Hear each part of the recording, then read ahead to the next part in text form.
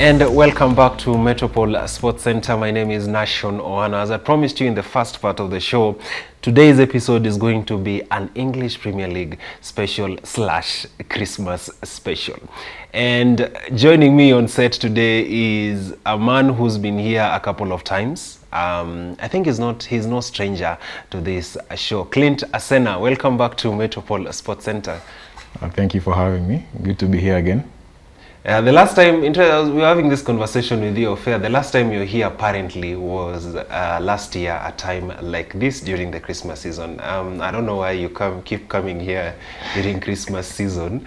Maybe you'll talk to us about that and much more. Clint, since the last time that you were on Metropole Sports Center, a lot of developments have happened in the English Premier League. The last time you were here, Ole was still your manager. Right now you have a new manager. Sancho is in your team right now, and Varane is also into your team. Maybe just quickly, I'd like to get your reflection on Manchester United at the backdrop of the lot of things that have been developing at the club. You know, having the new manager. First of all, let's start with Jadon Sancho into the Manchester United. How would you rate his performance so far? Okay. Before we start on Jadon Sancho, last year we had a coach in Ole Gunnar Solskjaer, which hopes were looking high. We were finished second, Europa League finalists. We actually got kicked out of that competition. But like I said previously when I was lastly here, if Ole is not the coach for Manchester United. Ole is just a guy who came and cleaned up a mess that was there. Granted that he bet the club much better. The positivity was around the club. No one was down in the dumps. There was hope, actually. Now we go into the signings that he made entering this new season. You have your Jadon Sancho, you have your Cristiano Ronaldo, you have Varane. You know, good players who are proven, players who can get you over the line. That's what we lacked in actually the Europa League final. So you see, if he's given the tools, and then again he couldn't handle that type of squad, he was not the guy for Manchester United going forward. So that's why we got again Ralph Rangnick, who is a proven coach, who is tactically gifted. Ole was not tactically gifted. The guy basically just said, give Bruno and Pogba the ball and see what happens, because there were no tactics for me. The tactics I was seeing was belief. You know, belief is a tactic for Manchester United, imagine. So going forward in Ralph Rangnick, we are currently seeing a way of play. Actually, I go back to his first game as a United manager. You could see that there was a way of play. The players were pressing. Fred and McTominay looked like Kroos and Modric, you know, like everyone was in the front foot. Everyone wanted to win the ball, and there was actually a way of play. So in Ralph Rangnick, we are seeing a tactical genius at play. He's actually one of the coaches in high regard by the Premier League coaches currently, by Klopp, by Pep Guardiola, by Hassan Huttl at Southampton. You know, many coaches who are up currently coaching now look up to this guy. So I'm expecting a way of play going forward and to stamp authority on teams as Manchester United, which has been lacking before.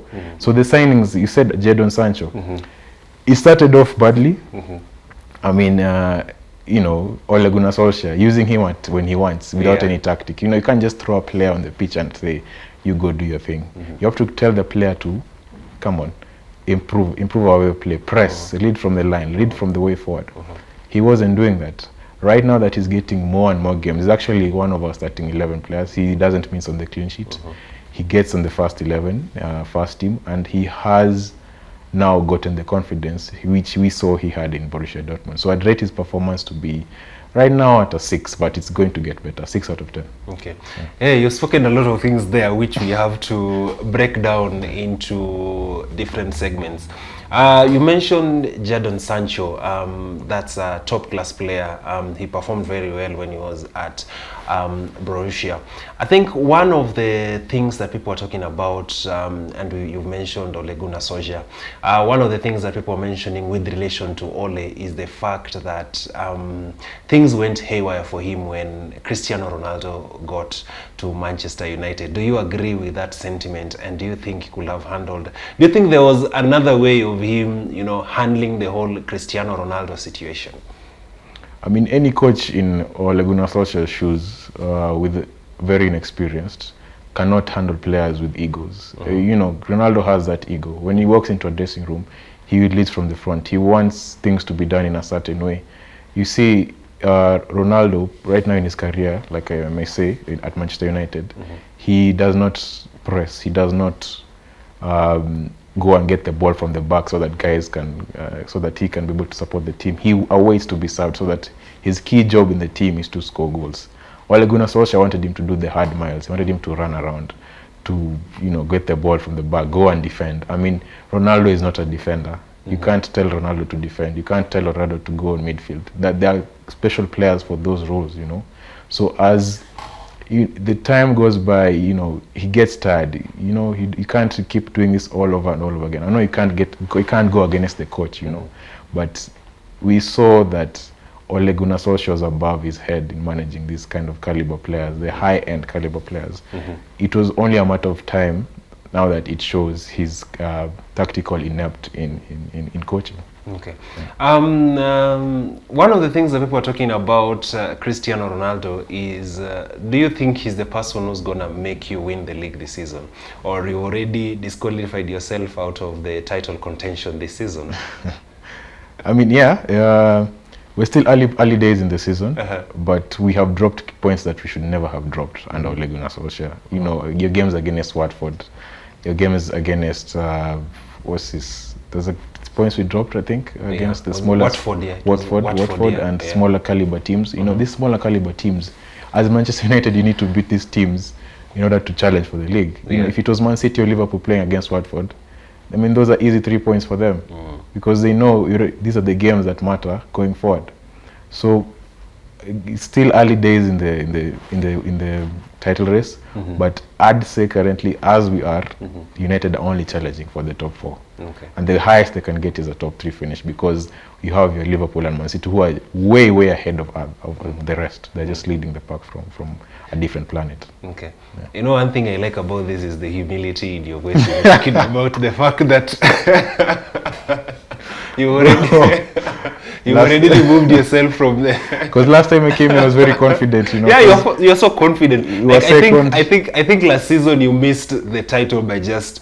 If you had started the energy that you ended the league with a bit quite early, I'm kind of thinking that Manchester United actually had a chance to win the title last season. But here we are, a year later, how things change in Manchester United is like, we don't need the league. Let's just contend for top 4. I know you mentioned a bit about Ralph in terms of him being the right person for this job.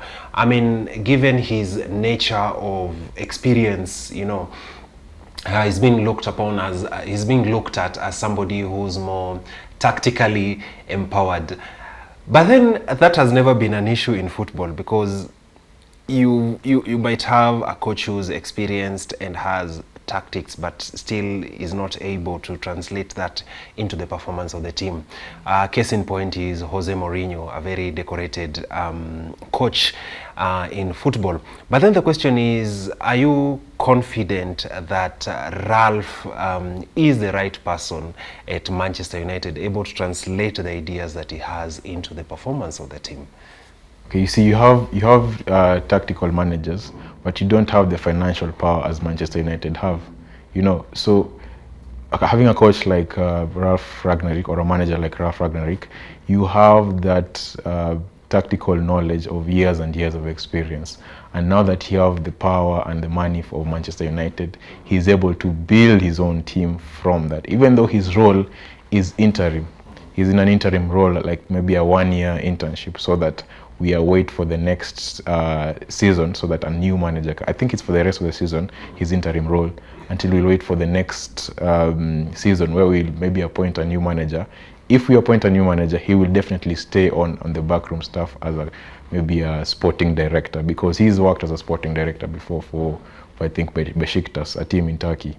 So if you have the financial backing of Manchester United and you have a tactical manager who knows what he's doing, and you mentioned Jose Mourinho, who I believe his tactics are fossils. He was basically playing fossil football. Yeah. And as a United fan, you want to see the kind of football that we were raised seeing by Alex Ferguson. I was a child looking at Manchester United play. I know that Manchester United will never give up. Manchester United will always be on the front foot.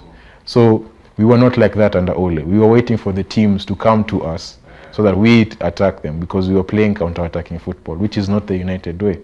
It works in some games, but it doesn't work in most games. So yes, if you have the backing of the finances of Manchester United and you have a tactical coach, you will definitely win trophies. Interesting that while you're still on the Ralph transition, I think Michael Carrick, was the manager before Ralph took over.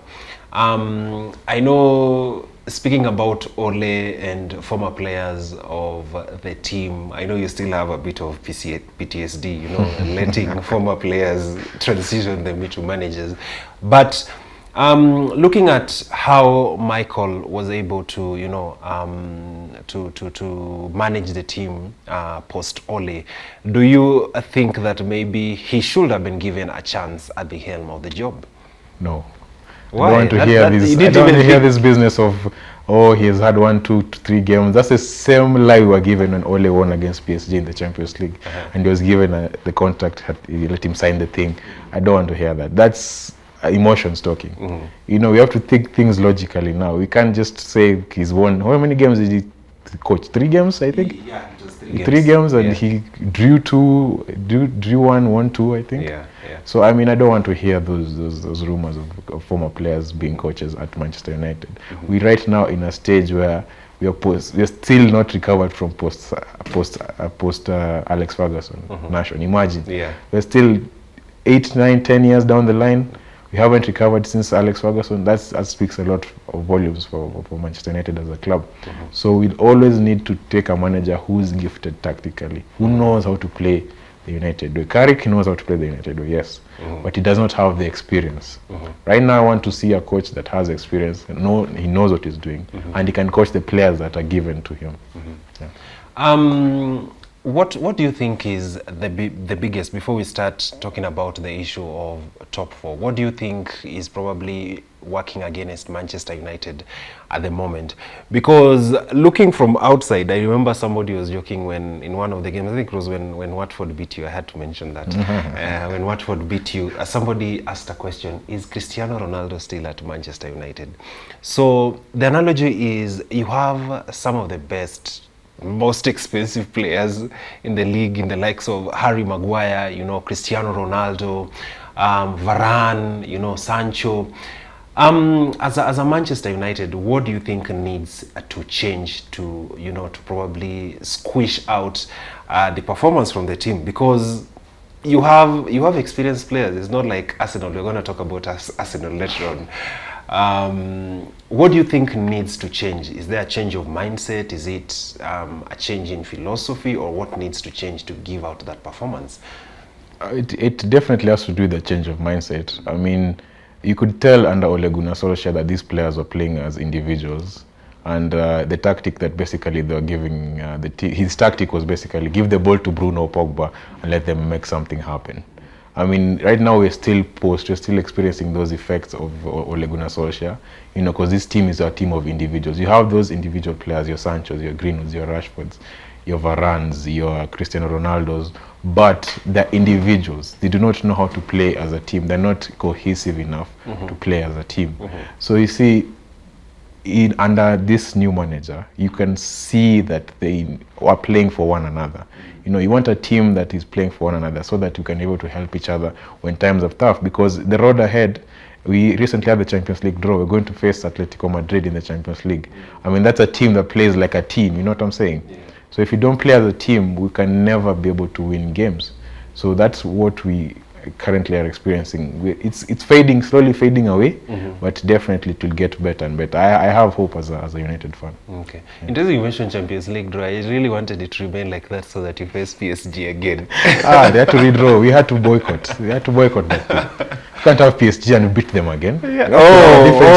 Not with Messi in the squad, man. Not with Messi in the squad. This time is going to be a bit different. Yeah. But Those are interesting discussions or points that you raised with relation to Manchester United. I wanted us to quickly transition into the race for top four, and one team that we have to quickly talk about was the game that drew the team that drew yesterday. That is Chelsea.